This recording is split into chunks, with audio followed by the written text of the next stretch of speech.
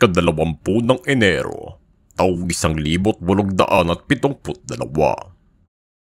Sumiklab ang isang pag-aaklas sa mga Pilipinong tauhan ng militar sa Cavite, kung saan halos 200 mga sundalo at manggagawa ang nag-alsa laban sa pamamahala ng Espanyol sa kanilang lungsod. Ang panghihimagsik na ito'y nagsimula sa pagbabawas sa mga sweldo na iniutos ng kasalukuyang Gobernador General sa pamamagitan ng pagpataw ng mga buwis, kasama na din ng sapilitang paggawa o ang polo serbisyo. Bagamat nabigo ang pag-aklas sa mga pigilan ito ng mga otoridad at ginamit na dahilan para bitayin ng 3 paring martir,